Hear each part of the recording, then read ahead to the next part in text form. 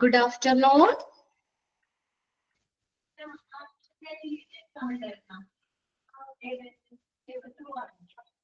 Okay. Break എടുക്കാൻ പോയവരൊക്കെ എത്തിയില്ലേ? അപ്പോൾ നമ്മള് ഏതാണ് ഹോസ്പിറ്റൽ അഡ്മിനിസ്ട്രേഷൻ എന്ന് പറഞ്ഞ ചാപ്റ്റർ ആണ് നമ്മൾ നോക്കിയത്. അതായത് തേർഡ് മൊഡ്യൂളില് നമ്മൾ എടുക്കുന്ന ലാസ്റ്റ് ചാപ്റ്റർ ആണ് കേട്ടോ. ഇനി നെക്സ്റ്റ് ഇതും കൂടി ഉള്ളൂ. അത് കഴിഞ്ഞാൽ നമ്മുടെ ഫോർത്ത് മൊഡ്യൂളിലേക്കാണ് പോണത്. അപ്പോൾ ഹോസ്പിറ്റൽ അഡ്മിനിസ്ട്രേഷന്റെ നമ്മൾ കഴിഞ്ഞ ക്ലാസ്സിൽ എവിടെ വരെ എടുത്തത്? ഒരു ബിസിനസ് ലീഡർ എന്ന നിലയിൽ ഹോസ്പിറ്റൽ അഡ്മിനിസ്ട്രേറ്റർ ഓവർസീസ് മേൽനോട്ടം വഹിക്കേണ്ട കാര്യങ്ങൾ എന്തൊക്കെയാണ്?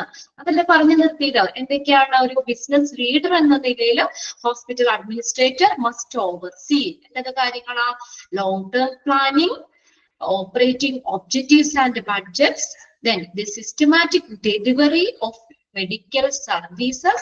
Page number ഒന്ന് അച്ചുവിന് ഇട്ട് കൊടുത്തേ. അശ്വതി കേട്ടോ 141 142. Okay. Then financial reports, hospital policy changes. അത്രയും കാര്യങ്ങൾ നമ്മൾ ഒരു ബിസിനസ് ലീഡർ എന്ന നിലയിൽ ഹോസ്പിറ്റൽ അഡ്മിനിസ്ട്രേറ്റർ മേൽനോട്ടം വഹിക്കേണ്ട കാര്യങ്ങളാണ്. ഇനി നെക്സ്റ്റ് നോക്കിയേ. Next one, their strong interpersonal skills are needed when overseeing and monitoring. അതൊന്ന് കറക്റ്റ് ചെയ്തേ കേട്ടോ.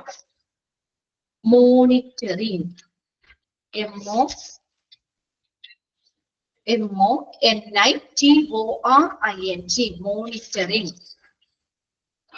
MONITORING, monitoring.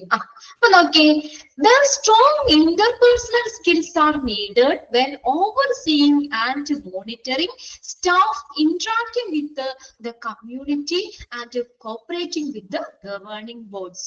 ഒരു കമ്മ്യൂണിറ്റിയുമായിട്ട് ഇന്ററാക്ട് ചെയ്യുന്ന ജീവനക്കാരെ ഓവർസീയിങ് മേൽനോട്ടം വഹിക്കുന്നതിനും അവർക്കുള്ള മോണിറ്ററിങ് എന്ന് വെച്ചാൽ അവരെ മോണിറ്റർ ചെയ്യാൻ നിരീക്ഷിക്കുന്നതിനും ഒക്കെ വേണ്ടിയിട്ട് എന്ത് വേണമെന്നാ പറഞ്ഞേക്കണേ?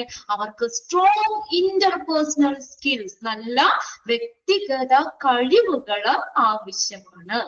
Their strong interpersonal skills are needed. എന്തിനാണ്? When overseeing and monitoring staff, interacting with the community and cooperating with the governing boards.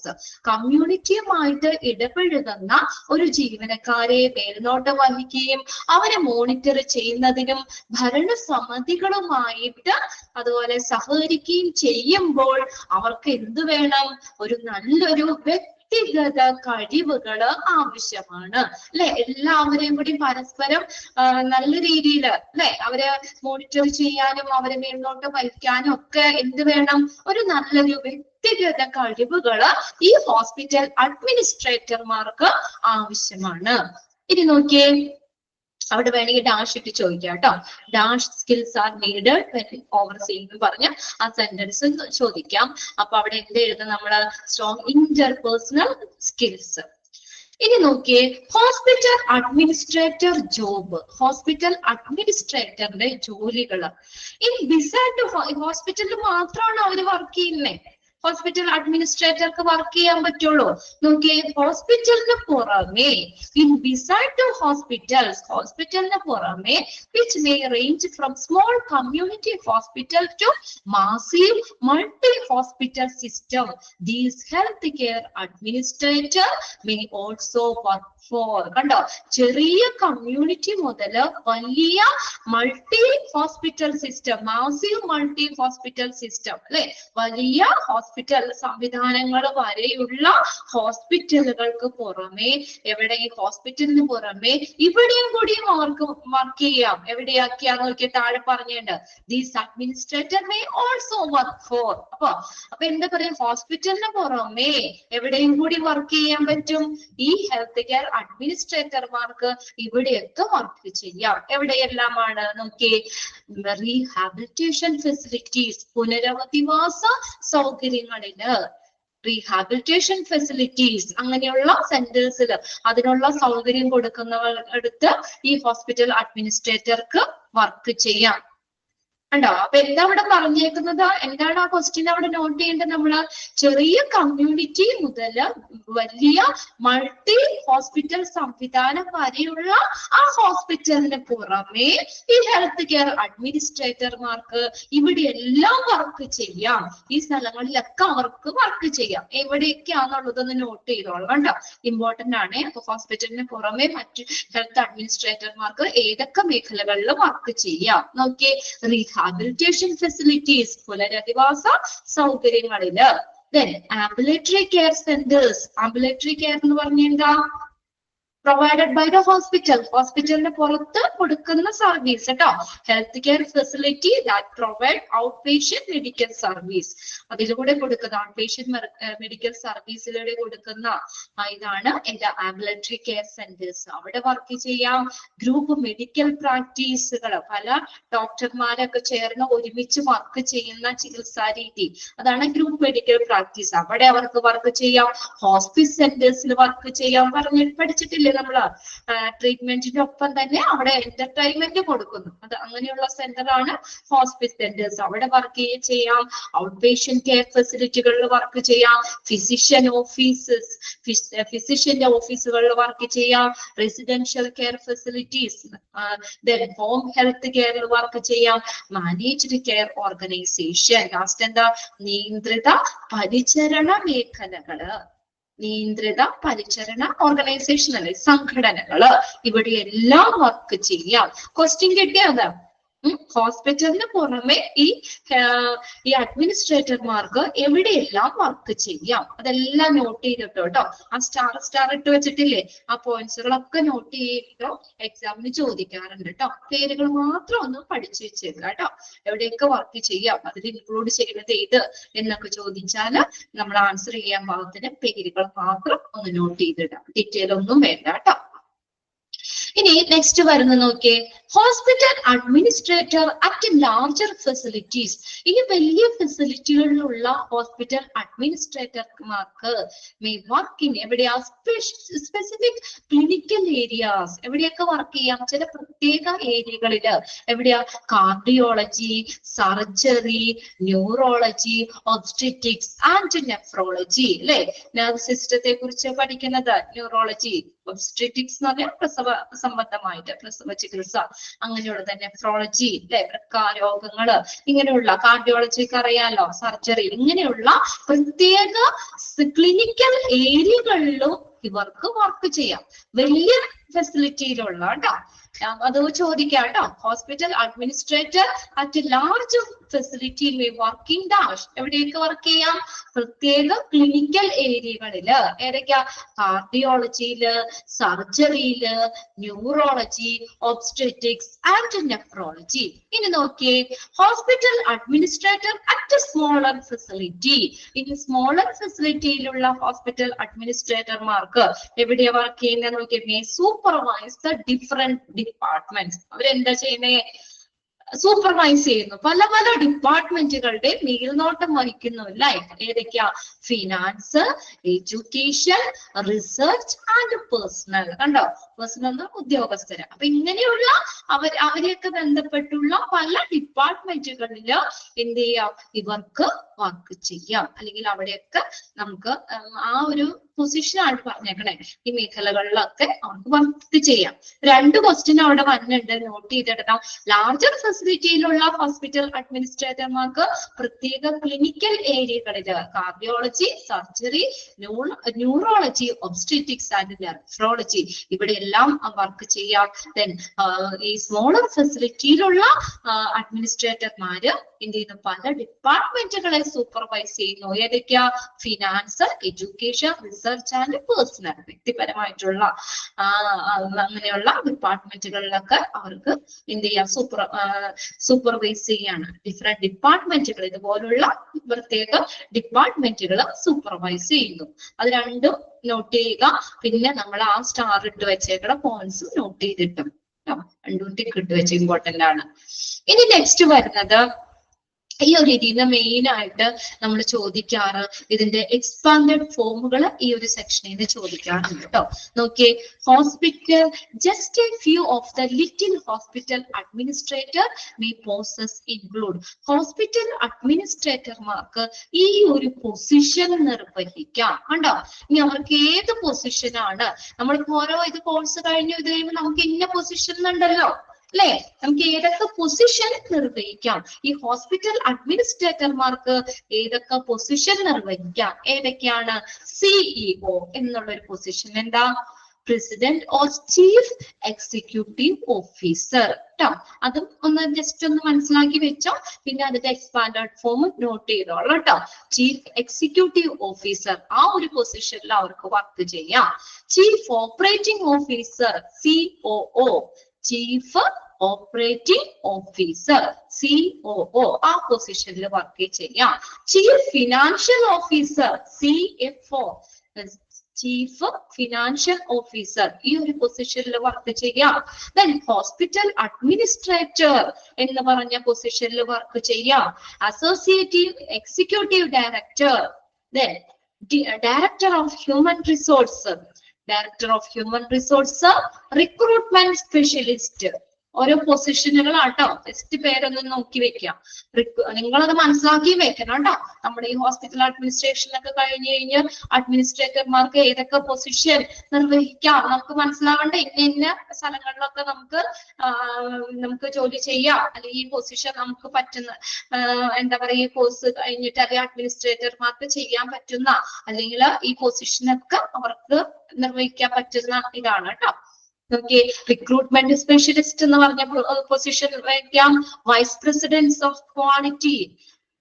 Then അടുത്ത് നോക്കിയേ, hospital operations administrator, then complaints educator അല്ലെങ്കിൽ കംപ്ലൈന്റ്സ് ട്രെയിനർ. ട്രെയിനിങ് പ്രോഗ്രാം ഒക്കെ കൊടുക്കുന്ന കേട്ടോ. Create leads training program to എംപ്ലോയീസിന് ഇതൊക്കെ കൊടുക്കുന്നതാണ്. Complaints educator or complaints trainer. Then director of nursing, director of clinical operations, then assistant director of finance, then director population. അതിനകത്തെ രണ്ടെണ്ണം ഒരുമിച്ചൊക്കെ എടുക്കണം കേട്ടോ points.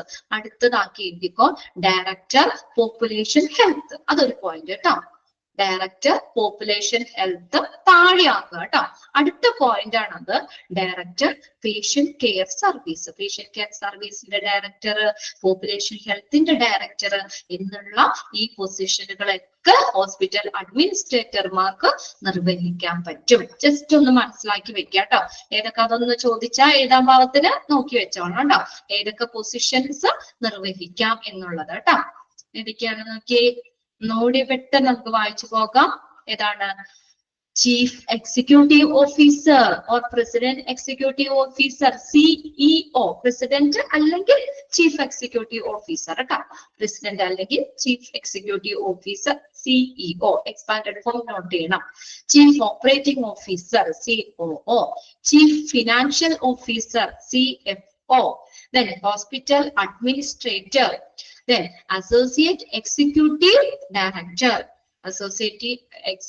director, director of human resources, recruitment specialist, vice president of quality, hospital operations administrator, then complaints educator, director of nursing, director of clinical operations, then assistant director of finance, then director population health.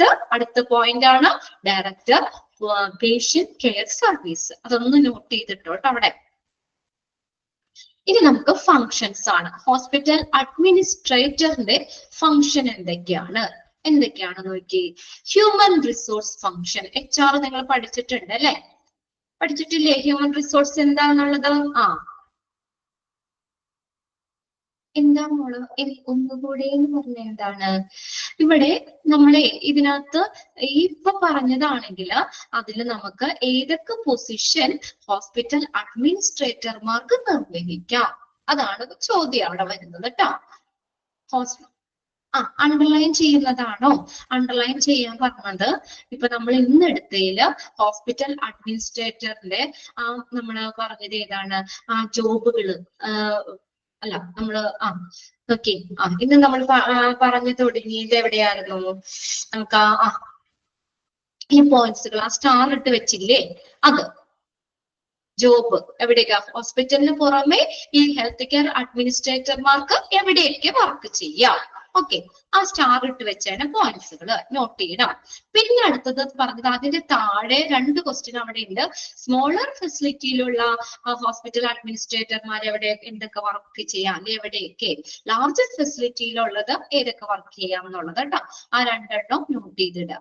പിന്നെ നമ്മൾ പറഞ്ഞത് ഏതാണ്? Hospital അഡ്മിനിസ്ട്രേറ്റർമാർക്ക് ഈ position നിർവഹിക്കാം, അവർക്ക് ഈ ഒരു position നിർവഹിക്കാം. ഏതെല്ലാം പൊസിഷനുകളാണ് എന്നുള്ളത് കേട്ടോ. ജസ്റ്റ് പേരുകളൊന്ന് മാത്രം ഒന്ന് നോക്കി വെച്ചാൽ മതി. ഓക്കെ, ക്ലിയർ ആണോ? അതെന്ന് പറഞ്ഞത് അത് എല്ലാം ഇമ്പോർട്ടന്റ് ഇത് നോക്കണം. പിന്നെ സ്റ്റാർ ഇട്ട് വെച്ചാണ് പോയിന്റ് നോക്കണം. ഒരു കുഞ്ഞു പാരഗ്രാഫ് പറഞ്ഞത് അതിൽ നിന്നും 2 ക്വസ്റ്റ്യൻ ചോദിക്കാം. പിന്നെ ഇതിന്റെ ഞാൻ പറഞ്ഞത് എന്താ, എക്സ്പാൻഡഡ് ഫോം ബ്രാക്കറ്റിൽ 3 കൊടുത്തിട്ടില്ലേ, അത് ഏതെങ്കിലുമൊക്കെ ചോദിക്കാറുണ്ട്. CEO, COO, CFO, അത് 3 കൂടി നോട്ട് ചെയ്തിട്ട് അത്രയും മതി അതില്. ഇനി നോക്കിയേ, ഫങ്ഷൻസ് ഓഫ് ഹോസ്പിറ്റൽ അഡ്മിനിസ്ട്രേറ്റർ. ഒരു ഹോസ്പിറ്റൽ അഡ്മിനിസ്ട്രേറ്ററിന്റെ ഫംഗ്ഷൻ എന്തൊക്കെയാ? ഫസ്റ്റത്തെയാണ് human resource function. Human resource എന്ന് പറഞ്ഞാൽ എന്താണ് ഹ്യൂമൻ റിസോഴ്സ് എന്ന് പറയുന്നത്? ഒരു സ്ഥാപനത്തിലുള്ള ജീവനക്കാരെ അവരെ മൊത്തത്തിൽ എംപ്ലോയീസിനെയൊക്കെ ഒരു മാനേജ് ചെയ്യുന്ന ഒരു ആർട്ടാണ് ഹ്യൂമൻ റിസോഴ്സ് എന്ന് പറഞ്ഞല്ലേ. ഹ്യൂമൻ റിസോഴ്സ് മനുഷ്യ എന്താ പറയുക, ഒരു റിലേഷൻ ഹ്യൂമൻ റിസോഴ്സ് ഒരു സ്ഥാപനത്തിലെ ജീവനക്കാരെ ഒരു മാനേജ് ചെയ്യുന്ന ഒരു ആർട്ടാണ്. അതിൽ നമ്മൾ പറഞ്ഞില്ലേ, പ്ലാനിങ്, ഓർഗനൈസിങ്, ഡയറക്റ്റിംഗ്, ഇങ്ങനെയുള്ള എല്ലാ കാര്യങ്ങളും അതിലുൾപ്പെടും. അവിടുത്തെ ജീവനക്കാരെ മാനേജ് ചെയ്യുന്നതാണ് ഹ്യൂമൻ റിസോഴ്സ്. അത് ആർക്കടെയാണ്? ഈ ഹോസ്പിറ്റൽ അഡ്മിനിസ്ട്രേറ്ററിന്റെ ഫംഗ്ഷൻ ആണ്. എല്ലാവരോടും നല്ല റിലേഷൻ വേണം, അതൊക്കെ നമ്മൾ പറഞ്ഞില്ലേ അല്ലെ.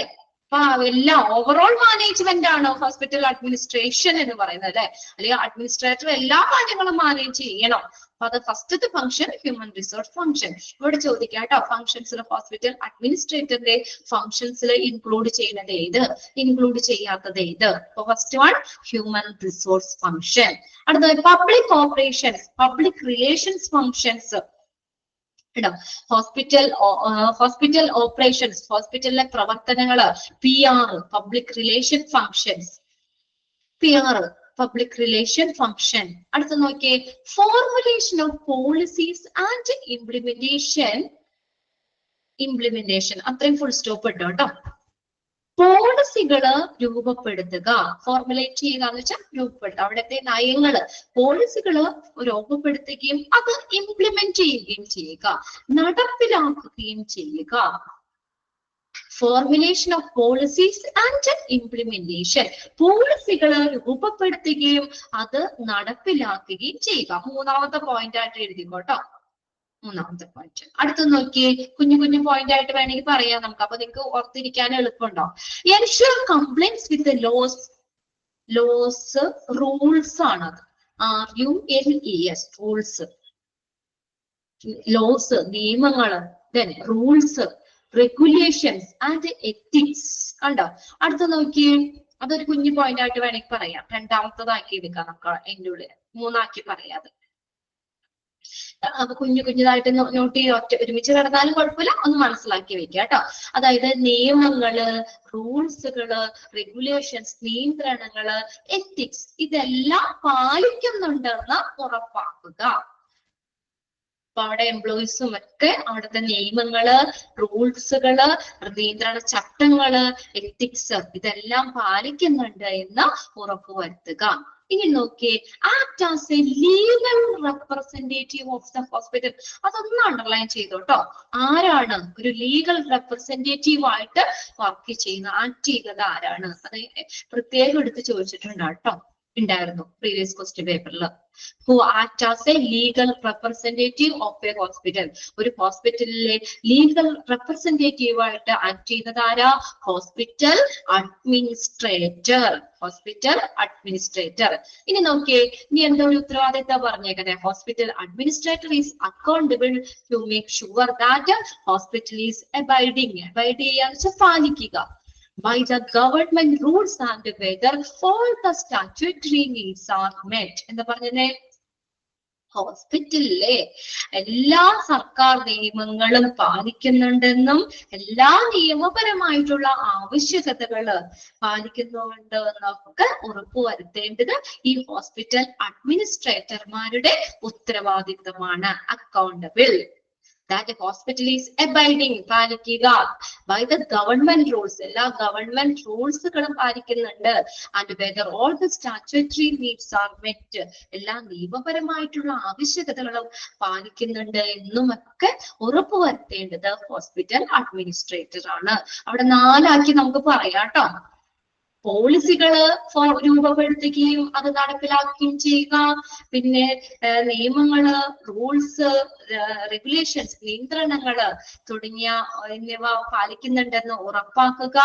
പിന്നെ ഒരു ലീഗൽ റെപ്രസെന്റേറ്റീവ് ആയിട്ട് ആക്ട് ചെയ്യുക. ഹോസ്പിറ്റലിലെ ലീഗൽ റെപ്രസെന്റേറ്റീവ് ആയിട്ട് ആക്ട് ചെയ്യുക. പിന്നെ എന്തിനുള്ള ഉത്തരവാദിത്വം ഉണ്ട്? ഹോസ്പിറ്റൽ എല്ലാ ഗവൺമെന്റ് റൂൾസും പാലിക്കുന്നുണ്ട് അല്ലെ, അവരുടെ ആവശ്യകതകൾ, നിയമപരമായ ആവശ്യങ്ങൾ പാലിക്കുന്നുണ്ട് എന്നൊക്കെ ഉറപ്പുവരുത്തേണ്ടത് ഹോസ്പിറ്റൽ അഡ്മിനിസ്ട്രേറ്ററിന്റെ ഒരു ഫംഗ്ഷൻ ആണ്. ഇനി നോക്കിയേ, has the responsibility to supervise all the activities in hospital. അതൊന്ന് അണ്ടർലൈൻ ചെയ്തിട്ടോ. ഇതൊക്കെ ക്വസ്റ്റ്യൻ ചോദിക്കുന്നത് കേട്ടോ. ആർക്കാടെ റെസ്പോൺസിബിലിറ്റി ആണ് എന്ന് ചോദിക്കാം. എന്താ അത് കണ്ടാൽ തന്നെ അറിയാലോ നമുക്ക്. Has the responsibility to supervise, മേൽനോട്ടം വഹിക്കുക. എന്തിന്റെ? All the activities in the hospital. ഹോസ്പിറ്റലിലുള്ള എല്ലാ പ്രവർത്തനങ്ങളുടെയും മേൽനോട്ടം വഹിക്കുക. അതിനുള്ള ഉത്തരവാദിത്തമുണ്ട്. Has the responsibility to supervise all the activities in the hospital. ഹോസ്പിറ്റലിലുള്ള എല്ലാ പ്രവർത്തനങ്ങളുടെയും മേൽനോട്ടം വഹിക്കാനുള്ള ഉത്തരവാദിത്തമുണ്ട്. Should make sure that all staffs are aware of hospital mission, vision and objective. അതിന്റെ ഒപ്പം എന്താ പറഞ്ഞേക്കണേ? എല്ലാ സ്റ്റാഫുകളും, ഹോസ്പിറ്റലിലെ എല്ലാ സ്റ്റാഫുകളും എന്തായാലും ഹോസ്പിറ്റലിലെ മിഷൻ, ഹോസ്പിറ്റലിന്റെ ലക്ഷ്യങ്ങള്, അവരുടെ വിഷൻ, ആ കാഴ്ചപ്പാടുകള് അല്ലെ, ദൗത്യങ്ങള്, കാഴ്ചപ്പാടുകള്, ഈ ഒബ്ജക്റ്റീവ്സ്, ഇതിനെ കുറിച്ചൊക്കെ അവെയർ, അവർക്ക് എന്താണ് ഒരു ബോധവാന്മാരാണെന്ന് ഉറപ്പു വരുത്തേണ്ടത് ഹോസ്പിറ്റൽ അഡ്മിനിസ്ട്രേറ്റർമാരുടെ ഉത്തരവാദിത്തമാണ്. ഉണ്ടോ? എന്താ പറഞ്ഞേക്കണേ? എല്ലാ ഹോസ്പിറ്റലിലുള്ള എല്ലാ പ്രവർത്തനങ്ങളുടെയും മേൽനോട്ടം അല്ലെ, ഹോസ്പിറ്റലിലെ എല്ലാ പ്രവർത്തനങ്ങളുടെയും മേൽനോട്ടം വഹിക്കുക. പിന്നെ എന്താ പറഞ്ഞേക്കുന്നത്? ഹോസ്പിറ്റലിന്റെ ലക്ഷ്യങ്ങള്, ദൗത്യങ്ങള്, ഇതിനെ കുറിച്ചൊക്കെ വിഷൻ, കാഴ്ചപ്പാട്, ഇതിനെ കുറിച്ചൊക്കെ എന്താണ് എല്ലാ സ്റ്റാഫുകളും ബോധവാന്മാരാണ് എന്ന് ഉറപ്പുവരുത്തേണ്ടതും ഈ ഹോസ്പിറ്റൽ അഡ്മിനിസ്ട്രേറ്റർമാരുടെ ഉത്തരവാദിത്തമാണ്. പോയിന്റ് കിട്ടിയ പോയിന്റ്സ് ക്ലിയർ അല്ലേ? നോക്കിയേ, 2 കാര്യം, കുഞ്ഞു കാര്യം പറഞ്ഞേക്കണേ. എല്ലാ ആക്ടിവിറ്റിയും മാനേജ് ചെയ്യുക. പിന്നെ സ്റ്റാഫുകള്, ഹോസ്പിറ്റലിലെ ലക്ഷ്യങ്ങള്, ദൗത്യങ്ങള്, കാഴ്ചപ്പാട്, ഇതേക്കുറിച്ച് അവർക്ക് അറിയണ്ടേ? സ്റ്റാഫുകൾക്കും അതേക്കുറിച്ചുള്ള ബോധവാന്മാരാണ് എന്ന് ഉറപ്പുവരുത്തേണ്ടതും ഹോസ്പിറ്റൽ അഡ്മിനിസ്ട്രേറ്റർ ആണ്. ക്ലിയർ ആയില്ലേ ആ പോയിന്റ്?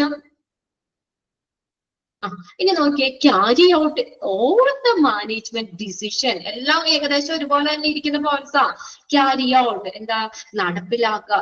എല്ലാ മാനേജ്മെന്റ് തീരുമാനങ്ങളും ഹോസ്പിറ്റലിൽ നടപ്പിലാക്കുന്നതും ഹോസ്പിറ്റൽ അഡ്മിനിസ്ട്രേറ്റർമാരാണ്. കണ്ടോ? മാനേജ്മെന്റ് എടുക്കുന്ന, ഹോസ്പിറ്റലിലെ മാനേജ്മെന്റ് എടുക്കുന്ന തീരുമാനങ്ങളുടെ ഡിസിഷൻ ക്യാരി ഔട്ട് ചെയ്യാന്ന് വെച്ചാൽ എന്താ? നടപ്പിലാക്കുന്നതും ഹോസ്പിറ്റൽ അഡ്മിനിസ്ട്രേറ്റർ ആണ്. കണ്ടോ? Carry out all the management decision in hospital. Clear ആണോ? എല്ലാ മാനേജ്മെന്റ് തീരുമാനങ്ങളും ഹോസ്പിറ്റലിൽ നടപ്പിലാക്കുക. അടുത്ത നോക്കിയേ, mark out major rules, regulations and procedure and ensure their implementation. പ്രധാനമായിട്ടുള്ള നിയമങ്ങള്, റൂൾസ്, നിയമങ്ങള്, റെഗുലേഷൻ എന്ന് പറഞ്ഞാൽ നിയന്ത്രണങ്ങള്, ദെൻ പ്രൊസീജിയർ, നടപടിക്രമങ്ങള് ഇതെല്ലാം രൂപപ്പെടുത്തുകയും അവ നടപ്പിലാക്കുന്നുണ്ട്. ഇംപ്ലിമെന്റ് ചെയ്യാന്ന് വെച്ചാൽ എന്താ? നടപ്പിലാക്കുക. അവ നടപ്പിലാക്കുന്നുണ്ട് എന്ന് ഉറപ്പുവരുത്തേണ്ടത് ഹോസ്പിറ്റൽ അഡ്മിനിസ്ട്രേറ്റർമാരാണ്. മാപ്പ് ഔട്ട് എന്ന് വെച്ചാൽ പാലിക്കുക എന്നുള്ളതാട്ടോ. രൂപപ്പെടുത്തുക, ഫോർമുലേറ്റ് ചെയ്യുക എന്നുള്ള മീനിങ് തന്നെയാ കേട്ടോ. രൂപപ്പെടുത്തുക, ഫോർമുലേറ്റ്, അങ്ങനെ എഴുതിക്കോ. ഫോർമുലേറ്റ് അല്ലെങ്കിൽ രൂപപ്പെടുത്തുക. ഇപ്പൊ എന്താ പറഞ്ഞേക്കുന്നത്? പ്രധാനപ്പെട്ട റൂൾസ്, റെഗുലേഷൻസ്, ഹോസ്പിറ്റലിലെ പ്രൊസീജിയർ ഇതെല്ലാം രൂപപ്പെടുത്തുകയും കണ്ടോ. ഓരോ പ്രൊസീജിയർ അല്ലെങ്കിൽ അവിടുത്തെ നിയന്ത്രണങ്ങള്, പ്രധാനപ്പെട്ട റൂൾസ് ഇതെല്ലാം രൂപപ്പെടുത്തുകയും പിന്നെ എന്ത് ചെയ്യണം? ആൻഡ് എൻഷുർ ദെയർ ഇംപ്ലിമെന്റേഷൻ, അത് എല്ലായിടത്തും ഇംപ്ലിമെന്റ് ചെയ്യുക, നടപ്പിലാക്കുകയും ചെയ്യുന്നുണ്ട് എന്ന് ഉറപ്പുവരുത്തേണ്ടത് ഹോസ്പിറ്റൽ അഡ്മിനിസ്ട്രേറ്റർ ആണ്. ഇത് ഏകദേശം വായിച്ചാൽ നമുക്ക് കിട്ടൂലേ? അഡ്മിനിസ്ട്രേറ്ററിന്റെ റെസ്പോൺസിബിലിറ്റിയിലാ വരുന്നതാണോ അല്ലയോ എന്നൊക്കെ ചോദിച്ചാല്, ഫങ്ഷൻസ് കേട്ടോ, ഫങ്ഷൻസിൽ വരുന്നതാണോ അല്ലയോ എന്നൊക്കെ ചോദിച്ചാൽ കിട്ടൂലേ? ഏകദേശം എല്ലാം ഒരു പോയിന്റ് ഒക്കെ തന്നെയാണ്. ഹോസ്പിറ്റൽ അഡ്മിനിസ്ട്രേറ്ററിന്റെ ഫങ്ഷൻസിൽ വരുന്നതാണോ ഇല്ലയോ എന്നാണ് നമ്മുടെ ക്വസ്റ്റ്യൻ. അപ്പൊ അതൊന്ന് നോട്ട് ചെയ്യുക. പിന്നെ അടുത്ത എന്താ പറഞ്ഞേക്കുന്നത്? Make sure that rules formulator are in with the hospital policies. കണ്ടോ, ഇനി എന്താ പറഞ്ഞത്? മേക്ക് ഷുവർ ദാറ്റ്, നമ്മൾ ഉറപ്പുവരുത്തണം. എന്താണ്? റൂൾസ് ഫോർമുലേറ്റഡ്, രൂപപ്പെടുത്തിയിട്ടുള്ള നിയമങ്ങള് ഹോസ്പിറ്റലിന്റെ പോളിസി അനുസരിച്ചാണോ, അല്ലെ? രൂപീകരിച്ച നിയമങ്ങൾ ഹോസ്പിറ്റലിന്റെ പോളിസിയിലെ ഹോസ്പിറ്റലിലെ നയങ്ങളിൽ ഉണ്ട് എന്ന് ഉറപ്പുവരുത്തണം. ഹോസ്പിറ്റൽ പോളിസി കണ്ടോ, ഉള്ളില് ഹോസ്പിറ്റൽ പോളിസിന്റെ ഉള്ളില് അല്ലെങ്കിൽ ഹോസ്പിറ്റൽ പോളിസിയിൽ വരുന്നതാണോ ആ റൂൾസ്, നമ്മൾ രൂപീകരിച്ച റൂൾസ് എന്നുള്ളത് ഉറപ്പുവരുത്തണം. നമുക്ക് ഇഷ്ടപ്പെട്ട റൂൾസുകൾ അല്ലെങ്കിൽ അങ്ങനെ നമുക്ക് അവിടെ കൊണ്ടുവരാൻ പറ്റില്ല. അത് ആ ഹോസ്പിറ്റലിലെ നിയമങ്ങൾക്ക് അനുസരിച്ച് അല്ലെ, അതിന്റെ ഉള്ളിൽ വരുന്ന കാര്യമാണോ എന്നുള്ളതും ഉറപ്പുവരുത്തണം. ഇനി it is accountable four good employee relation. കണ്ടോ, അപ്പൊ അത് ആർക്ക് ഉത്തരവാദിത്തം? നല്ലൊരു എംപ്ലോയി റിലേഷൻ നിലനിർത്തുക. നല്ല ഗുഡ് എംപ്ലോയി റിലേഷൻ, അത് ആർക്കുടെ ഉത്തരവാദിത്തം? ആർക്കിടെയാണ്? Hospital administrator. അതും ഒന്ന് നോട്ട് ചെയ്തോട്ടോ. നെക്സ്റ്റ് നോക്കിയേ, വർക്ക് അറ്റൻറ്റീവ്ലി. അറ്റൻറ്റീവ്ലി എന്ന് പറഞ്ഞാൽ ക്ലോസ്ലി എന്നുള്ള മീനിങ് ആട്ടോ. Closely, okay.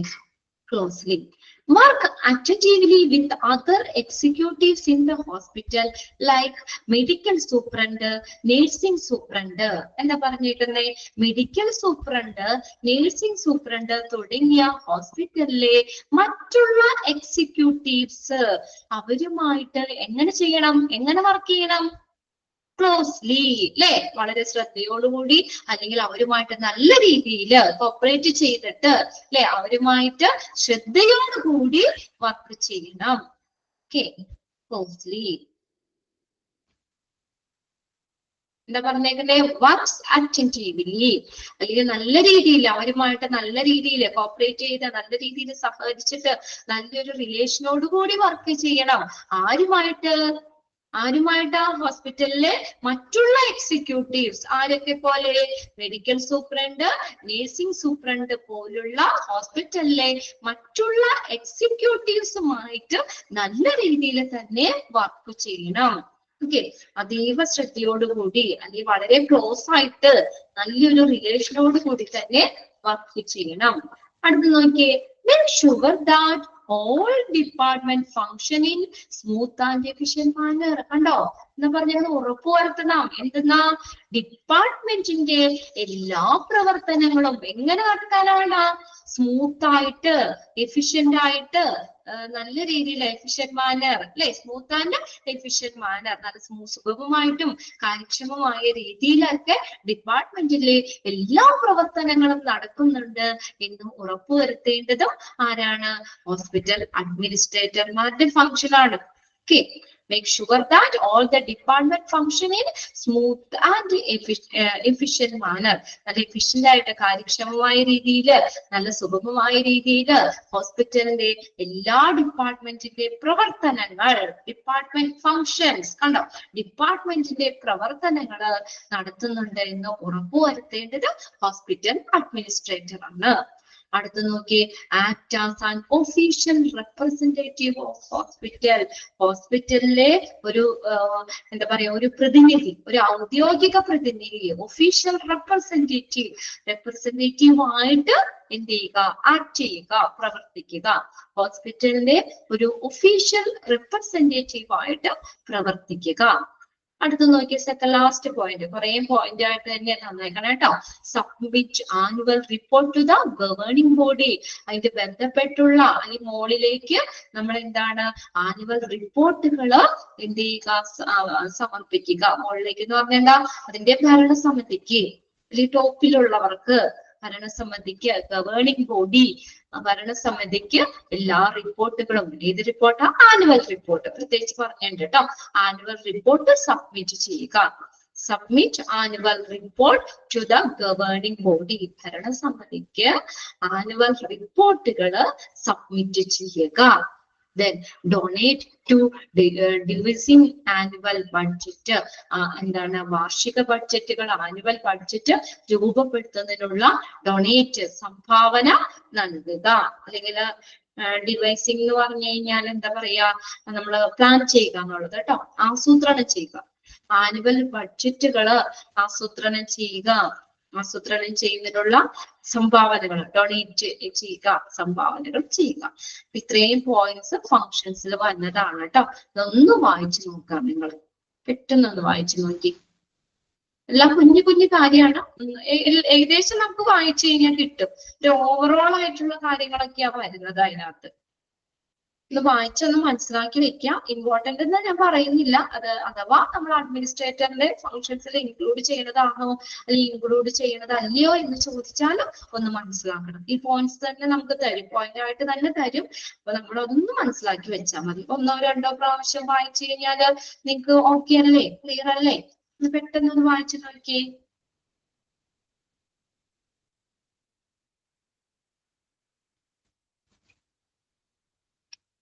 വായിച്ചു നോക്കട്ടോ ഓരോ പോയിന്റ്സും.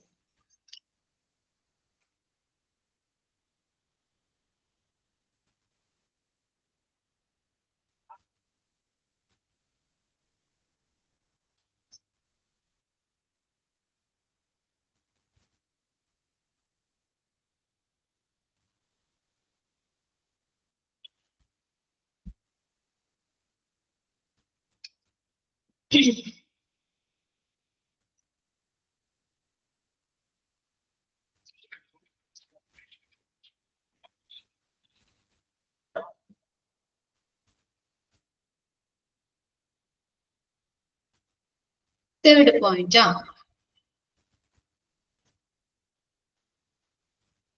തേർഡ് പോയിന്റില് റൂൾസ്. അത് റൂൾ എന്നാട്ടോ. റൂള് നിയമം RULES റൂൾസ്.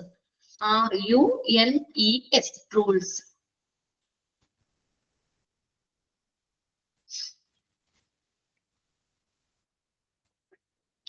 PROന്റെ ഫങ്ഷൻസ് ആയി കൺഫ്യൂഷൻ ആവുന്നു അല്ലേ? കുറെയൊക്കെ പബ്ലിക് റിലേഷൻ ഒക്കെ വരുന്നുണ്ടല്ലേ അതിനകത്ത്. ഹ്യൂമൻ റിസോഴ്സ് ഒക്കെ വരുന്നുണ്ടല്ലേ. ഹോസ്പിറ്റൽ അഡ്മിനിസ്ട്രേറ്റർ എന്ന് പറയുമ്പോൾ തന്നെ ഒക്കെ ഓവറോൾ മാനേജ്മെന്റ് ആണ് ഹോസ്പിറ്റലിൽ. അപ്പൊ അദ്ദേഹം കൈകടത്താത്ത ഒരു മേഖലയും ഇല്ല. എല്ലാവരും കൺട്രോളും ഒക്കെ അദ്ദേഹം ചെയ്യുന്നുണ്ട്. ഒരുവിധമൊക്കെ നമ്മൾ എന്താണ് നമുക്ക് ഹോസ്പിറ്റൽ അഡ്മിനിസ്ട്രേറ്ററിന്റെ ഫംഗ്ഷനിൽ തന്നെ വരുന്നതാണ് കേട്ടോ. ഹ്യൂമൻ റിസോഴ്സ് പറഞ്ഞു അല്ലെ? ഹ്യൂമൻ റിസോഴ്സ് ഫംഗ്ഷൻ പറഞ്ഞു. ഹോസ്പിറ്റലിന്റെ പ്രവർത്തനങ്ങള് പബ്ലിക് റിലേഷൻ ഫംഗ്ഷൻ പറഞ്ഞു. പിന്നെ ഹോസ്പിറ്റലിലെ പോളിസികൾ രൂപപ്പെടുത്തുകയും അത് ഇംപ്ലിമെന്റ് ചെയ്യുകയും ചെയ്യുക. അതൊക്കെ നമുക്കറിയാലോ. ഹോസ്പിറ്റലിലെ പോളിസികള് ഫോർമുലേറ്റ് ചെയ്യാന്ന് വെച്ചാൽ രൂപപ്പെടുത്തുകയും അത് ഇംപ്ലിമെന്റ് ചെയ്യുക നടപ്പിലാക്കുകയും ചെയ്യുക. പിന്നെ അടുത്ത് നോക്കി ensure compliance with laws rules regulations and ethics ഉണ്ടോ ഉറപ്പുവരുത്തുക. ഹോസ്പിറ്റലിലെ ലോസ് ഹോസ്പിറ്റലിലെ നിയമങ്ങള് പിന്നെ അതുപോലെ തന്നെ റൂൾസുകള്, റെഗുലേഷൻസ്, എത്തിക്സ് ഇതെല്ലാം പാലിക്കുന്നുണ്ട് എന്ന് ഉറപ്പുവരുത്തുക. പിന്നെ എന്താ പറഞ്ഞിരിക്കുന്നത്, അത് അണ്ടർലൈൻ ചെയ്തോട്ടെ പ്രത്യേകം. Act as A legal representative, ഹോസ്പിറ്റലിലെ ഒരു ലീഗൽ റെപ്രസെന്റേറ്റീവ് ആയിട്ട് ആക്ട് ചെയ്യുക. പിന്നെ എന്തോ ഉത്തരവാദിത്വം നമ്മൾ പറഞ്ഞത് അല്ലെ, hospital or the hospital administrator is accountable to make sure that hospital is abiding, പാലിക്കുക ഗവൺമെന്റ് റൂൾസ്, എല്ലാ ഗവൺമെന്റ് നിയമങ്ങളും ഹോസ്പിറ്റൽ പാലിക്കുന്നുണ്ട് എന്ന് ഉറപ്പുവരുത്തുക. എല്ലാ നിയമപരമായിട്ടുള്ള ആവശ്യകതകളും പാലിക്കുന്നുണ്ട് ഹോസ്പിറ്റലിലെ ഗവൺമെന്റ്, എല്ലാ റൂൾസുകളും പാലിക്കുന്നുണ്ട് എന്ന് ഉറപ്പുവരുത്തേണ്ടത് ഹോസ്പിറ്റൽ അഡ്മിനിസ്ട്രേറ്ററിന്റെ ഉത്തരവാദിത്തമാണ്. പിന്നെ അടുത്ത എന്താ, ഒരു സൂപ്പർവൈസ് ഓൾ ദ ഹോസ്പിറ്റലിലെ എല്ലാ ആക്ടിവിറ്റീസും ഓവറോൾ അല്ലെ, എല്ലാ ആക്ടിവിറ്റീസും മാനേജ് ചെയ്യാൻ, സൂപ്പർവൈസ് ചെയ്യാൻ, മേൽനോട്ടം വഹിക്കാനുള്ള ഒരു റെസ്പോൺസിബിലിറ്റി ഉണ്ട്.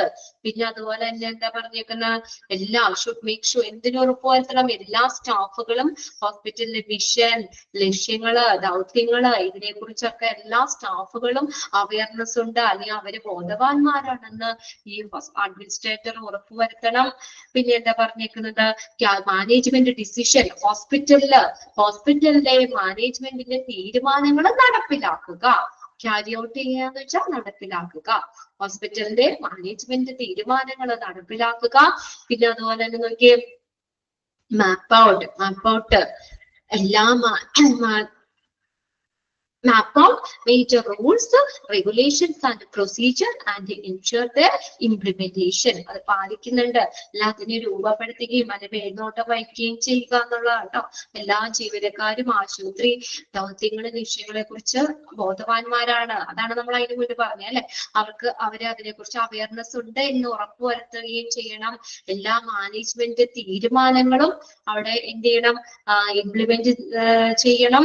പിന്നെ ഹോസ്പിറ്റലിലെ പ്രധാനപ്പെട്ട നിയമങ്ങള്, നടപടികള് രൂപപ്പെടുത്തുക. ഫോർമുലേറ്റ് തന്നെ ഒരു മീനിങ് ആണ് അവിടെ ഉദ്ദേശിക്കുന്നത്, രൂപപ്പെടുത്തുക.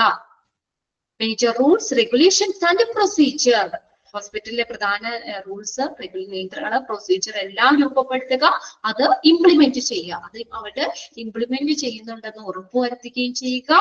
പിന്നെ അടുത്ത എന്താ, ഹോസ്പിറ്റലിലെ ഈ നിയമങ്ങൾ ഹോസ്പിറ്റൽ പോളിസി അനുസരിച്ചാണ് എന്ന് ഉറപ്പുവരുത്തണം. അങ്ങനെ സ്വീകരിച്ചിട്ടുള്ള അല്ലെങ്കിൽ രൂപീകരിച്ചിട്ടുള്ള ആ നിയമങ്ങള് നയങ്ങളിലുണ്ട്, അല്ലെങ്കിൽ ഹോസ്പിറ്റൽ പോളിസി അനുസരിച്ച് അല്ലെങ്കിൽ അതിന്റെ ഉള്ളിൽ നിൽക്കുന്നതാണ് എന്ന് ഉറപ്പുവരുത്തണം. പിന്നെ അടുത്തത് ഗുഡ് എംപ്ലോയി റിലേഷൻ അല്ലെ, നല്ലൊരു എംപ്ലോയി റിലേഷൻ നിലനിർത്തുന്നതിന് ഉത്തരവാദിത്തമുണ്ട്. പിന്നെ അടുത്ത് എന്താ പറഞ്ഞേക്കുന്നത്, works attentively with other executives. കണ്ടോ, ഹോസ്പിറ്റലിലെ മറ്റുള്ള എക്സിക്യൂട്ടീവ്സുമായിട്ട്, അതായത് മെഡിക്കൽ സൂപ്രണ്ട്, നഴ്സിംഗ് സൂപ്രണ്ട് തുടങ്ങിയ എക്സിക്യൂട്ടീവ്സുമായിട്ട് നല്ല ശ്രദ്ധയോടുകൂടി അല്ലെങ്കിൽ അവരോട് ക്ലോസ്ലി നല്ല രീതിയിൽ തന്നെ അവരോട് കൂടെ വർക്ക് ചെയ്യുക. പിന്നെ ഡിപ്പാർട്ട്മെന്റിന്റെ ഫങ്ഷൻസ് സ്മൂത്ത് ആയിട്ടും എഫിഷ്യന്റ് ആയിട്ടും നല്ല കാര്യക്ഷമമായ രീതിയിൽ നടക്കുന്നുണ്ടെന്ന് ഉറപ്പുവരുത്തുക. ആക്ട് ആസ് ആൻ ഒഫീഷ്യൽ ഹോസ്പിറ്റലിലെ ഒരു ഒഫീഷ്യൽ റെപ്രസെന്റേറ്റീവ് ആയിട്ട്, ഒരു ഔദ്യോഗിക പ്രതിനിധിയായിട്ട് ആക്ട് ചെയ്യുക. പിന്നെ ആ ഭരണസമിതിക്ക് ആനുവൽ റിപ്പോർട്ടുകൾ സബ്മിറ്റ് ചെയ്യുക. പിന്നെ എന്താ, ആനുവൽ ബഡ്ജറ്റുകൾ അല്ലെ, വാർഷിക ബഡ്ജറ്റുകൾ രൂപപ്പെടുത്തുന്നുള്ള ഒരു ഡൊണേറ്റ്, സംഭാവന നൽകുകയും ചെയ്യുക. ഇനി ഒന്ന് വായിച്ചു നോക്കിയാൽ മതി കേട്ടോ നിങ്ങള്. ഇനി നോക്കിയേ, ക്യാരക്ടറിസ്റ്റിക്സ്, ഇത് എപ്പോഴും ചോദിക്കാറുണ്ട് കേട്ടോ. ഒരു നല്ലൊരു ഹോസ്പിറ്റൽ അഡ്മിനിസ്ട്രേറ്ററിന് വേണ്ട സ്വഭാവ സവിശേഷതകൾ എന്തൊക്കെയാണ്? നിങ്ങൾക്കുണ്ടോ നോക്കിയോ കേട്ടോ. ഇതൊക്കെ നിങ്ങൾക്ക് ക്യാരക്ടറിൽ വന്നിട്ടുണ്ടോ നോക്കിയേ. ഇത്രയും കാര്യങ്ങൾ വേണം കേട്ടോ. ഒരു നല്ലൊരു എഫക്റ്റീവ്, ഒരു ഫലപ്രദമായിട്ടുള്ള ഒരു ഹോസ്പിറ്റൽ അഡ്മിനിസ്ട്രേറ്ററിന് വേണ്ട ഒരു എന്താണ് ക്യാരക്ടറിസ്റ്റിക്സ്, സ്വഭാവ സവിശേഷതകൾ എന്തൊക്കെയാണ്? ഫസ്റ്റ് നോക്കിയേ, must show competence and work, ജോലിയിൽ കഴിവ് വേണം അല്ലെ, ജോലിയില് കഴിവ് കാണിക്കണം, നല്ല ആക്റ്റീവ് ആയിരിക്കണം അവര് അല്ലെ, അങ്ങനെ ഒരു ക്യാരക്ടറിസ്റ്റിക്സ് ആയിരിക്കണം. നല്ലൊരു കഴിവ് വേണം. ആ ഒരു മേഖലയില് നമുക്ക് നിന്ന് എല്ലാവരെയും കോർഡിനേറ്റ് ചെയ്ത് കൊണ്ടുപോകാനും എല്ലാ കാര്യങ്ങളും മാനേജ് ചെയ്ത് പോകാനും ഒക്കെ ആ ഒരു എന്ത് വേണം, ഒരു കഴിവ് വേണം. Must show competence at work. അത് ഇമ്പോർട്ടന്റ് ആണ്, ടിക്ക് ഇട്ട് വെച്ചോട്ടോ. Must be sensitive to organization and staff problem and requirements. ഓർഗനൈസേഷന്റെയും അതുപോലെ തന്നെ അവിടുത്തെ സ്റ്റാഫിന്റെയും ജീവനക്കാരുടെയും പ്രശ്നങ്ങളും അവരുടെ ആവശ്യകതകളും സംവേദനക്ഷമതയും അതിനൊരു നല്ലൊരു എന്തുണ്ടാവും, ഒരു സെൻസിറ്റീവ് അല്ലെ, അതായത് അതിനെന്താ പറയാ, ഒരു സെൻസിറ്റീവ്, അതിനോട് പ്രതികരിക്കുന്നത് അല്ലെ, അവരുടെ പ്രശ്നങ്ങൾ എന്താണെന്ന് മനസ്സിലാക്കുകയും അവരുടെ ആവശ്യകതകൾ എന്തൊക്കെയാണെന്നൊക്കെ മനസ്സിലാക്കിയിട്ട് അതനുസരിച്ചുള്ള കാര്യങ്ങൾ അവർക്ക് പ്രൊവൈഡ് ചെയ്യണം. സെൻസിറ്റീവ്, അതിനോട് റെസ്പോണ്ട് ചെയ്യണം കേട്ടോ. Must be sensitive to organisations and staff problem. ഒരു സംഘടനയുടെയോ അല്ലെങ്കിൽ സ്റ്റാഫിന്റെയോ പ്രശ്നങ്ങള്, അവരുടെ ആവശ്യകതകള്, ഇതെല്ലാം അതിനോട് സെൻസിറ്റീവ് ആയിരിക്കണം, അതിനോട് റെസ്പോണ്ട് ചെയ്യണം. ഇപ്പൊ എന്തെങ്കിലും കാര്യങ്ങൾ സ്റ്റാഫ് പറഞ്ഞാ എന്നെ ബാധിക്കാനുള്ള, അല്ലെങ്കിൽ ആ രീതിയിൽ ഇരിക്കാൻ പറ്റൂല. എന്തെങ്കിലും പ്രശ്നങ്ങൾ പറയാണ് അല്ലെങ്കിൽ അവരുടെ എന്തെങ്കിലും ആവശ്യകതകൾ പറയുകയാണെങ്കിൽ എന്തെങ്കിലും ഉടനടി അതിനോട് റെസ്പോണ്ട് ചെയ്യണം അല്ലെ. ഉടനടി അതിനോട് റെസ്പോണ്ട് ചെയ്ത് അവർക്ക് എന്താ വേണ്ടത് എന്നുള്ള കാര്യം സഡൻ ഇമ്മീഡിയറ്റ് ആയിട്ട്, അല്ലെങ്കിൽ നാളെ പറയാം, മറ്റന്നാൾ പറയാം, ഒരാഴ്ച കഴിയട്ടെ എന്നൊക്കെ പറഞ്ഞു വിടാൻ പറ്റുമോ അല്ലെ. അപ്പൊ തന്നെ എന്താണ് പ്രശ്നം അല്ലെങ്കിൽ ആവശ്യകത നോക്കിയിട്ട് അതിനനുസരിച്ചുള്ള കാര്യങ്ങൾ ഉടനടി തന്നെ ചെയ്തു കൊടുക്കണം. എന്താ പറഞ്ഞ, നല്ല ആക്റ്റീവ് ആയിരിക്കുന്ന ആള്. Has the capacity to foresee and plan. എന്താ, മുൻകൂട്ടി കാണാനും ആസൂത്രണം ചെയ്യാനുമുള്ള ഒരു കഴിവ് വേണം. ഫോസി എന്ന് പറഞ്ഞു കഴിഞ്ഞാൽ മുൻകൂട്ടി കാണുക. അപ്പൊ ഓരോ കാര്യങ്ങളും ഇന്ന പോലെ എന്ന് വെച്ചാൽ നമുക്ക് ഓൾറെഡി നമ്മൾ പറയില്ല, ഒരു മനക്കണ്ണ്, നമുക്ക് മുൻകൂട്ടി കാണാനും അത് പ്ലാൻ ചെയ്യാനുമുള്ള ഒരു കപ്പാസിറ്റി വേണം. Has the capacity to foresee and plan. അത് പ്ലാൻ ചെയ്യാനും അതുപോലെ തന്നെ അതെന്താ മുൻകൂട്ടി കാണാനുമുള്ള ഒരു കപ്പാസിറ്റി വേണം. നോക്കിയേ, has the ability to produce new and creative ideas. കണ്ടോ, എന്തിനുള്ള കഴിവ് വേണം?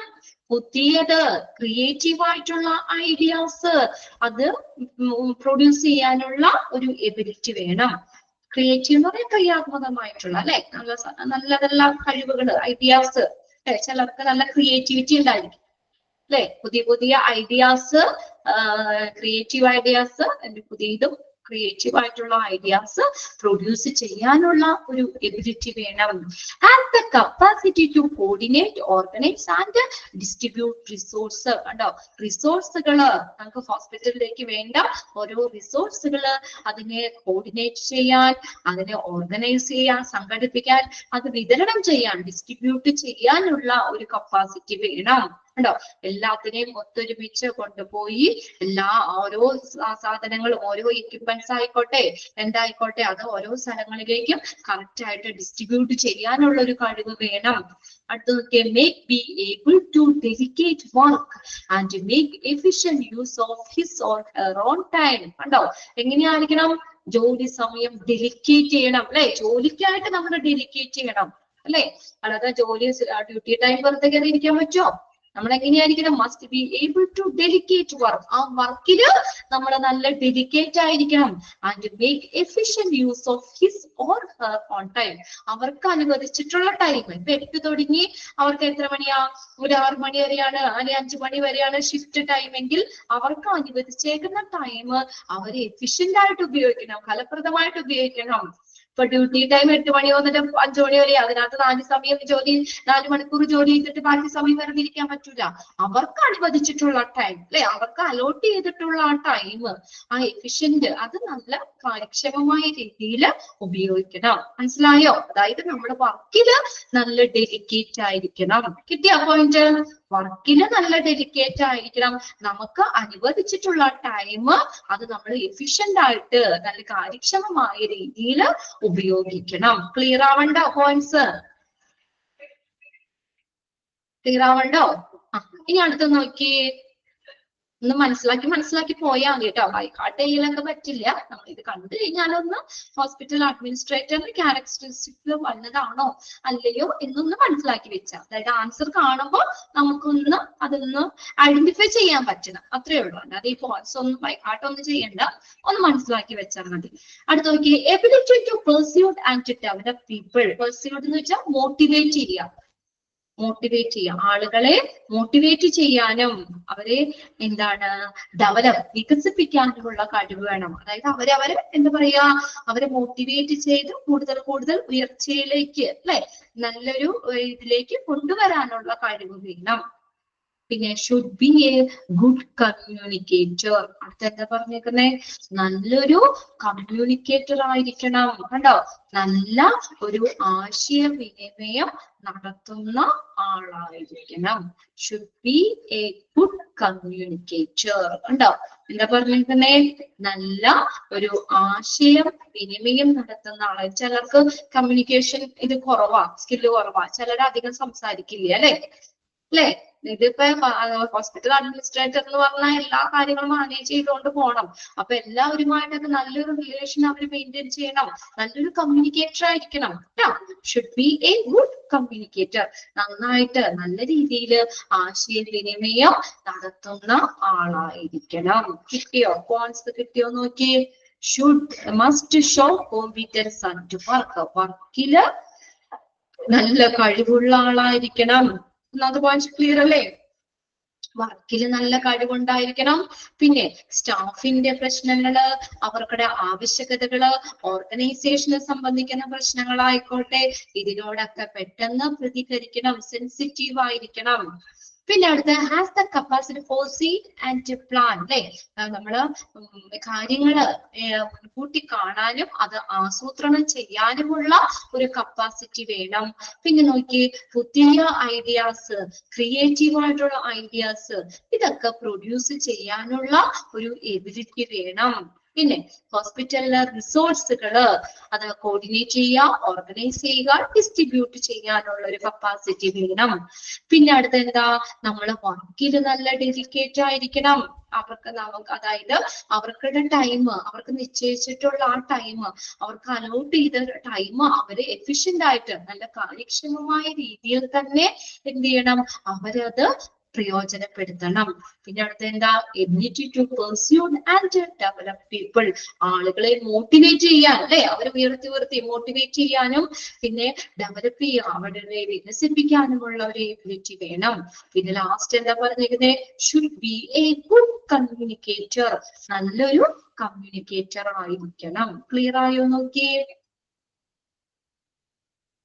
ക്ലിയർ ആണോ? ഇനി ഒരു കുഞ്ഞു കാര്യം കൂടി ഉള്ളൂ. ഇതൊരു ക്വസ്റ്റ്യൻ ചോദിക്കാറുള്ളൂ കേട്ടോ. അതായത് ബില്ലിംഗ് സ്പെഷ്യലിസ്റ്റ് ആണ് അതിന് പറയുന്ന മറ്റൊരു പേര്. ആ ഒരു പാരഗ്രാഫിന് അതാണ് കണ്ടിട്ടുള്ളൂ.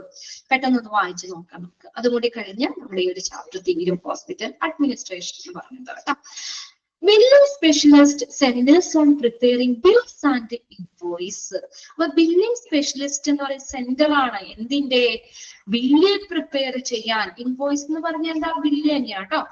ബില്ലുകളും ഇൻവോയ്സുകളും തയ്യാറാക്കുക, അതിന്റെ ഒരു കേന്ദ്ര സ്ഥാനമാണ് billing specialist. Centres on preparing bills and invoice. Invoice എന്ന് പറഞ്ഞാൽ ബില്ല് തന്നെ, കുറച്ചും കൂടി ഡീറ്റെയിൽ ആയിരിക്കും. സാധാരണ ഇതിനാണ് ബില്ലുകളും ഇൻവോയ്സും. Maintaining financial record. ഫിനാൻഷ്യൽ റെക്കോർഡുകൾ, സാമ്പത്തിക റെക്കോർഡുകൾ മെയിൻറ്റെയിൻ ചെയ്യുക. Looking over contract and updating database as requirement. സാമ്പത്തിക രേഖകൾ പരിശോധിക്കുക, പരിപാലിക്കുക. അവിടുത്തെ കരാറുകൾ, കോൺട്രാക്ട് കരാറുകൾ നോക്കുക. ഡാറ്റാബേസുകൾ, അതായത് കമ്പ്യൂട്ടറിലേക്ക് കയറ്റുന്ന ആ ഡാറ്റാബേസുകൾ ആവശ്യത്തിനനുസരിച്ച് അപ്ഡേറ്റ് ചെയ്യുക, നവീകരിക്കുക, അത് അപ്ഡേറ്റ് ചെയ്ത് കൊടുക്കുക. ഇൻഫർമേഷൻസ്, ഡാറ്റാബേസുകൾ എന്ത് ചെയ്യുക, കറക്റ്റ് ആയിട്ട് അപ്ഡേറ്റ് കൊടുക്കുക. കമ്പ്യൂട്ടറിലേക്ക് നമ്മൾ ശേഖരിച്ച് വെച്ചിരിക്കുന്ന വസ്തുക്കളാട്ടോ. അപ്പൊ അവർക്ക് ശേഖരിച്ചിട്ട് വെച്ചിട്ടുള്ള വസ്തുക്കളെയാണ് ഡാറ്റാബേസ് എന്ന് പറയുന്നത്.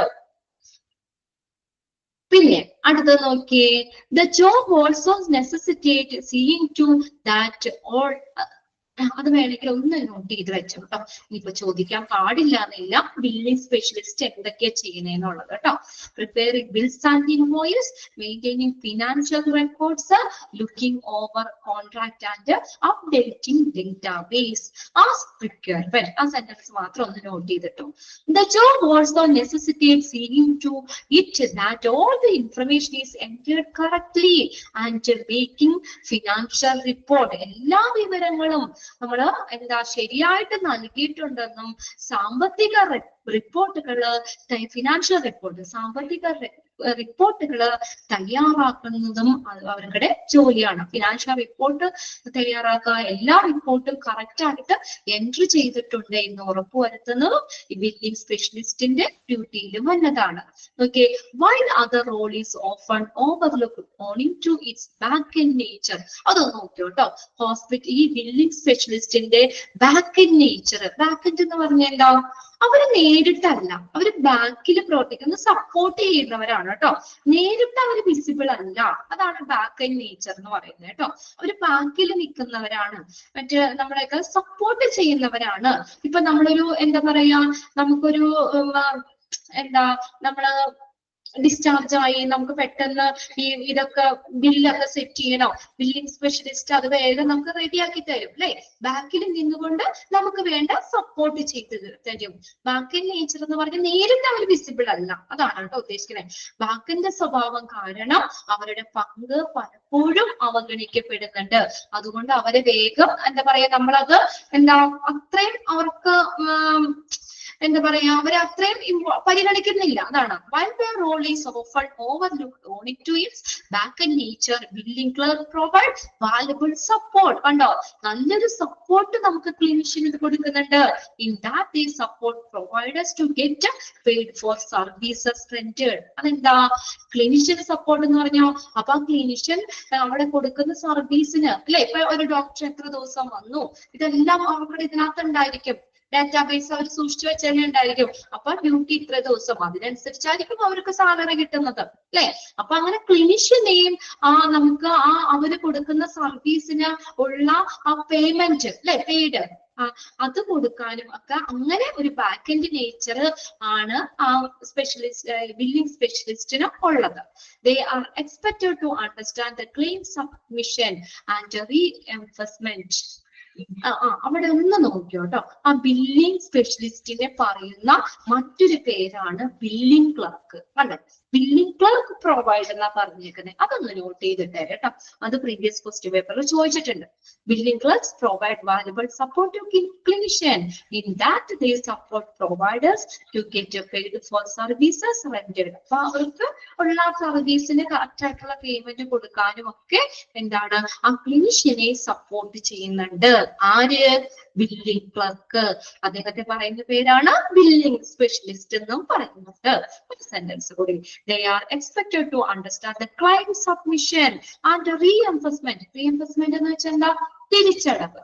protocols for both the government and the private insurance. കണ്ടോ, അതായത് സർക്കാരിനും അവരുടെ സ്വകാര്യ ഇൻഷുറൻസ് കമ്പനികൾക്കും ക്ലൈമുകൾ അല്ലെ, പല മെഡിക്ലൈം അങ്ങനെയുള്ള കാര്യങ്ങളൊക്കെ ഇല്ലേ, ക്ലൈം സമർപ്പിക്കുന്നതിനും റീഎംബേഴ്സ്മെന്റ് എന്തെങ്കിലും തിരിച്ചടവോ കാര്യങ്ങളൊക്കെ വന്നിട്ടുണ്ടെങ്കിൽ അങ്ങനെയുള്ള പ്രോട്ടോകോളുകളും അവര് മനസ്സിലാക്കണം.